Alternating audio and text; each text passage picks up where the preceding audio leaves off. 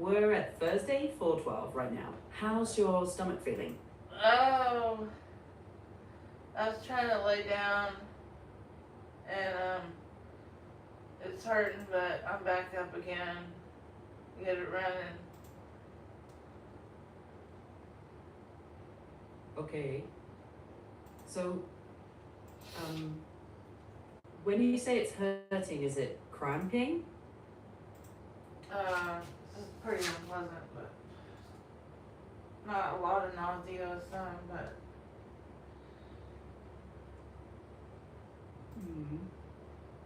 Okay. All right. Are you able to pass gas at all? yes. I mean, if I sit on the toilet and push,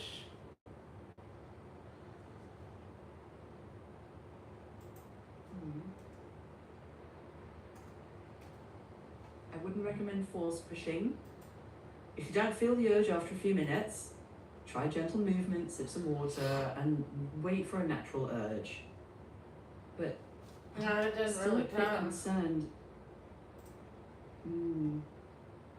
If the pain becomes severe, you start vomiting, you get a fever. I not vomited. I have not vomited. I did not vomit.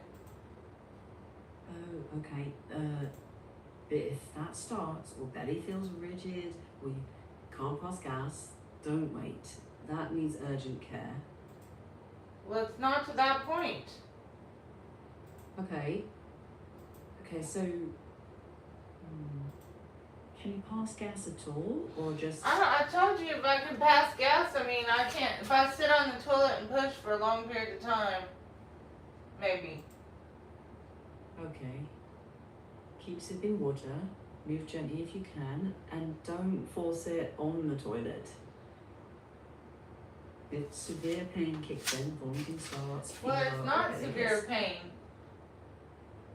Okay. And is that pain like a sharp pain? Cramping pain? No, it's unpleasant. It's no big deal. I'll get over it. Okay. The pain, I will get over it. Just don't keep straining. Drink water, gentle I'm trying to movement. do those If back that bends. pain ramps up. I'm doing the back bends over the bed. Try to see if that doesn't help loosen up the poop. It's fine if it feels gentle. Do you want to do a few and then take a short, slow walk around your room? Yeah, that's fine.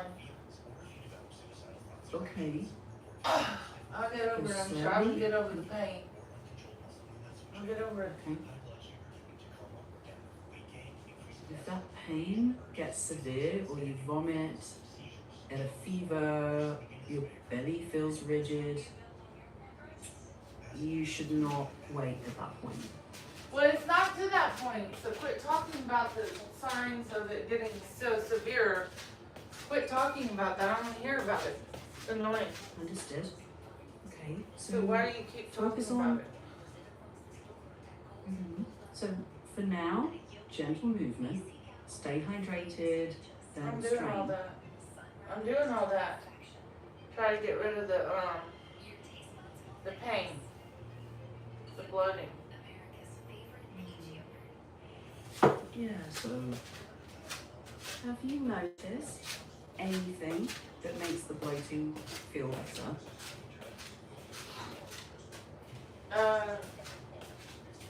I lay down and take 4 Advil. And does that actually help? Kinda. Okay. Keep focusing on gentle movement and hydration. But if the pain pattern changes or ramps up, We're talking about the pain ramping up. I really don't Okay. want to hear about it. That's ridiculous. Told you not to do that. sure. So, Stupid.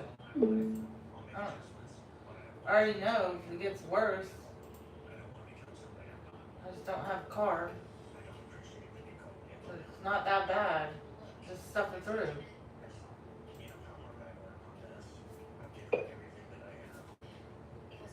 On an airplane. Let's listen in. So New York goes 231, 13 and a half for 12 to 250 over Capricorn with Delta. Okay, so it's Delta 231. It's an Airbus 330. It's been coming from Rome in Italy, one of my favorite destinations on the entire planet, all the way back to New York JFK, where I was based for most of my career. They're within 20 minutes of touching down. They're over Calverton, which is, you cross Calverton at 12,000, and then you go to Rover at 9,000. I've done that arrival so many different times. You're kind of just a few minutes away from the employee bus to go home when you get a call from the back of the airplane, and there's a huge disturbance, and most likely this has been going on for a while. I don't think they just learned about this during their descent. They might have. It's probably been an ongoing issue with a particular passenger. You're going to hear more details about that passenger here in just a minute, and the level of kind of depravity and so forth that is taking place in the back of the airplane. I will unwrap for you all of the things that are going to happen to this particular gentleman, in air quotes, when he gets to the gate. All right, but listen to what happens between here and there. Okay,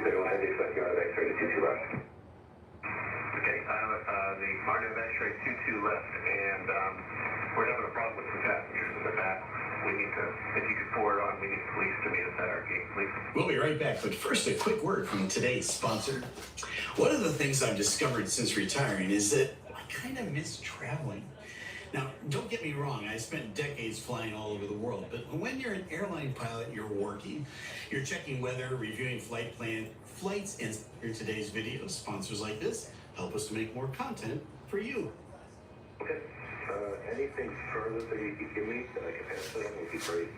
Yeah, we've got a passenger who's probably drunk. He's been abusive to his wife. Almost got several fights with a couple other passengers. We've got them all separated now. That's what's going on. Okay, is he restrained or anything? Do you have any anything? Not yet. He's not restrained, and I do not know his age. I can find out though if he needs it. Okay, beautiful. Please, is he looking? Bravo 38. Okay, so it's all teed up now for the police to intercept this airplane at the gate, Bravo 38. Let's back up to what he first said. The pilot on the radio said, passengers, plural, disturbance in the back of the airplane. Then he refined that to be, well, there is a passenger who's drunk. There's usually some sort of epicenter to disturbance in the back of the airplane. It's one passenger that's had too much to drink, can't handle his liquor, and now he's being abusive to his wife, probably abusive to other people around. Probably some people tried to intervene and say, hey, buddy, you can't be that way. And he just kind of unleashed on them. And all of a sudden, there's this huge kind of a sort of a quasi-melee in the back of the airplane between a bunch of passengers, and this poor guy's wife is stuck in the middle of it. What this guy doesn't realize is that he's on federal property. Anytime you do anything on a commercial airliner, you're in federal territory. So that means that you're going to go deal with the feds. You're not going to deal with a local municipality and a magistrate. This is going to go right up to the felony level immediately, and you're going to have to work it down from there. That's really not a position that you want to be in. But again, when alcohol is running the show, you're not thinking straight. And this guy's just had too much to drink. Now, is the crew culpable for feeding this guy too much alcohol? Sometimes that's the issue, but most crews are pretty good at cutting people off. It's like a bartender that says, hey, you're done for the evening. That causes a problem. I once had a guy on a flight to India that the crew cut him off. They said, you're not getting any more alcohol. And then he started, sneaking alcohol from other people. So he got his wife, he got other passengers to get booze for him, and he just went from bad to worse until I had to come back and address him as the captain of the airplane to calm things down. That's not advisable. You really don't want to come out of the cockpit to do that. Fortunately, on that flight, we had two captains because of the length of the flight, so I could afford to go back and talk to him. The captain is not going to leave the cockpit to talk to this guy.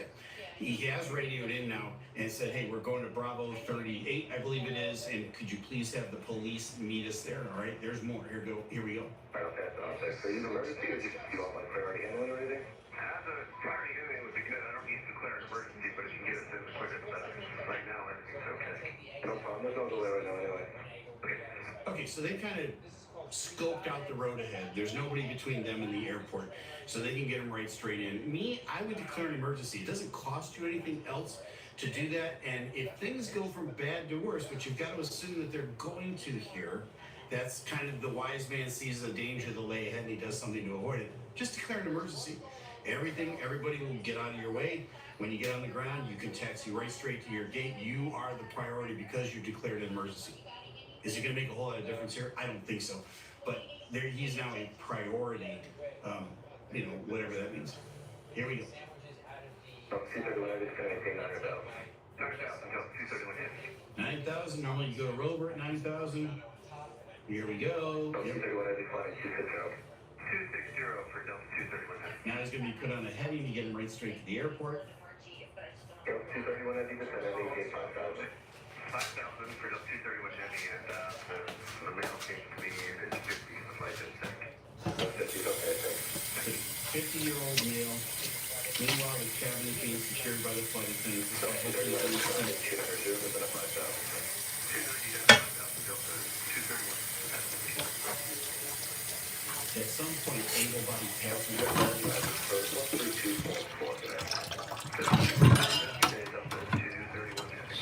Something interesting happens here. He hands them off to 32-4, and then they say something. The air traffic controller says, "We're shutting this down, and you go back to your previous frequency." So I think that they had a different controller that was covering a different sector of the airport, and they were turning the airport around or something. It's very confusing what happens here. Delta 231 heavy at 6 for 5,000. So 231 heavy, thank you. Let me know in the comments if you know what this little interaction is. Delta 231, which approach are they doing to 22 right now? We're not doing 22, we're doing RNAV X-ray 22 left. Oh, yes, okay, 2 left. Okay, and then she comes back with this. So that's 231 heavy, you can hold up this side. You can go back to 125.7. Okay, unfortunately, she said, not 100% sure what that means. Hello, Delta 231 heavy, back to me. 231 heavy, thanks, welcome back to me, case 4,000. 231 heavy. Here comes, we'll fast forward it a little bit for you. 231 heavy, turn left to Piglet, Captain, formal, Captain, cross, Captain, at about 2,900, clear on the deck, spread, we're going 22 left, approach. Right, you're in Captain, and about 20 minutes, under clear for the GPS, RNAV X-ray for Delta 231 heavy.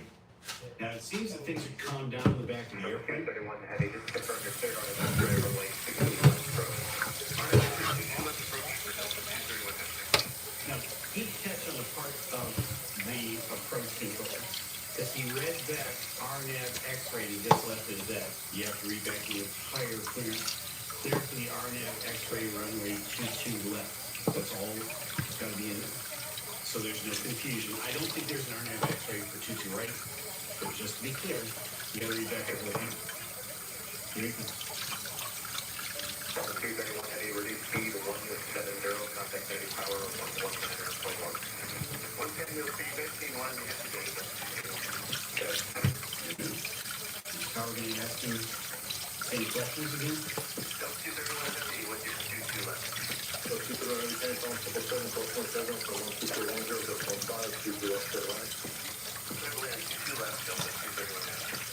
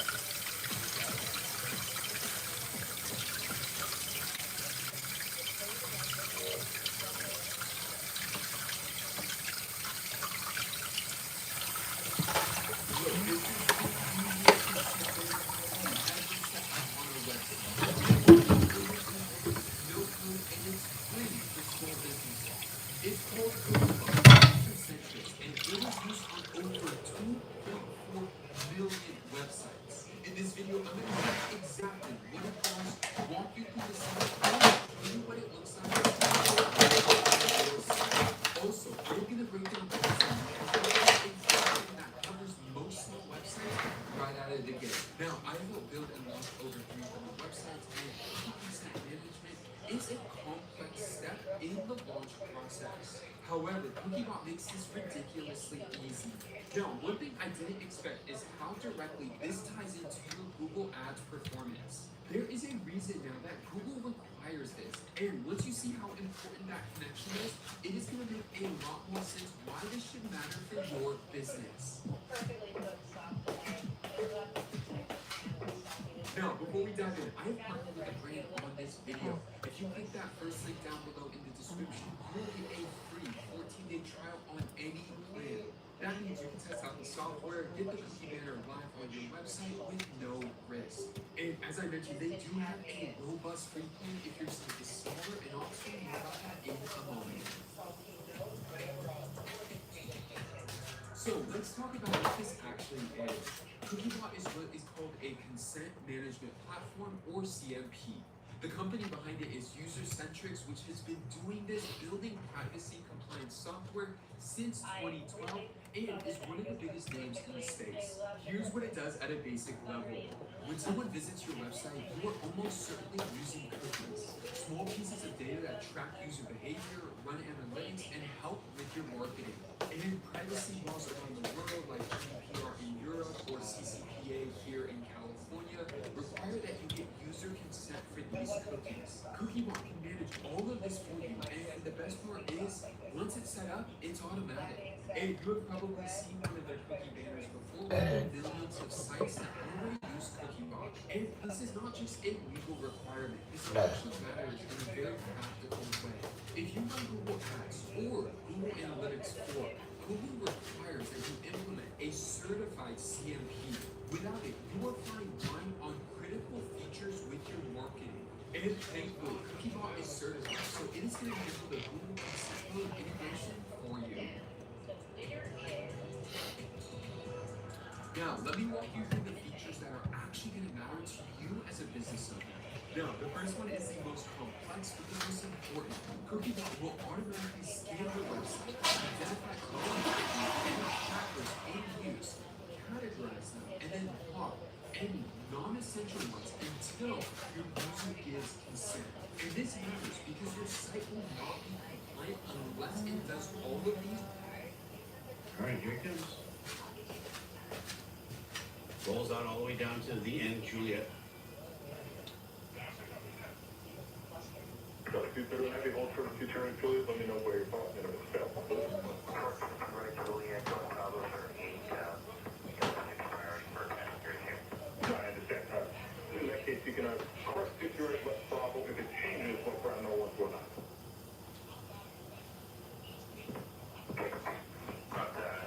Right here, Bravo, let Bravo does 331. Alright, so they're cleared across runway 22 right in the Bravo. He said if it changes, that means if the gate changes, let ground know on the other side. These guys are going to taxi all over to the gate. Now, you're a passenger in the back of the airplane, and I started out this video by saying, looking for something exciting in your life? Okay, if you want something exciting in your life, cause a disturbance on an airplane. Because the next 6 months to a year of your life are going to be preoccupied with things associated with talking to the judge. And so instead of trying to explain your grievance to your wife or the other passengers or the flight attendants or the captain of the flight, you can go explain it to the judge. And that's exactly what's going to happen. Because these guys have already called for law enforcement to meet the airplane, for police. This isn't the TSA. This isn't the local people. This is the state troopers. Right? They're going to show up at the airplane and they're going to start you into that federal system. What can you expect in the months ahead as a disruptive passenger who just got off an airplane? They're going to meet you at the gate. They're going to open the door. There's no getting away from these guys because they're going to come in. They're going to grab you, pull you out of your seat, and you're going to be, number one, arrested. Second of all, you're going to go downtown and you're going to be arraigned. Then you're going to have to post bail. So you're going to have to find some money. You're going to have to dig deep in your pockets, come up with bail to get out because otherwise they're going to throw you in the clink until your court date. Then you're going to have to hire an attorney, and attorneys are expensive, especially in New York, right, to get you out of your stupidity. Then you're going to have time off of work. There's going to be delays in the court proceedings. Why? Because that's just the nature of the beast. Then there's going to be fines thrown your way. There's going to be more court dates potentially. There's going to be potential jail time, not a guarantee, but potential jail time, which would mean time off of work, and that's going to cost you as well. And then there's going to be the potential felony conviction that'll be on your record for, let's say, the rest of your life. If that's the type of excitement that you're looking for, cause a drunken disruption on an airplane. I'm just telling you, that's the road ahead for you. It's really not advisable. And definitely don't mix alcohol with Ambien. That's a whole nother topic for a whole nother day. But for a lot of years, I taught a leadership course for the Navy. And one of the main lessons I taught was the difference between the love of virtue and the fear of punishment. And that's why I think some people behave poorly on airplanes. Now, again, people behave poorly in public too. But there is this kind of temptation on an airplane to behave poorly, thinking that there's no punishment associated with it, or there's no police on board, or you're not going to get in trouble. It's just a flight attendant, or it's just a flight crew. They can't do anything to me. And so people kind of let down their guard, and if there's bad behavior on the inside, it comes out in kind of a rush, especially if they've had that third or fourth drink on the airplane. They begin to behave poorly, thinking that there's no punishment coming their way. Au contraire, mon frère, all right? But the only motivation, is the fear of punishment. It's tempting to behave poorly on the airplane. You really need to be motivated by the love of virtue. The love of virtue is that thing that says to you, hey, getting drunk on an airplane and behaving poorly, or being angry with my wife, or yelling and cursing out a passenger, or shoving a flight attendant, or doing anything, crazy like that. Those things, you ought to fold your hands, close your eyes, and go to sleep. Right? You ought to behave better, and you should do that out of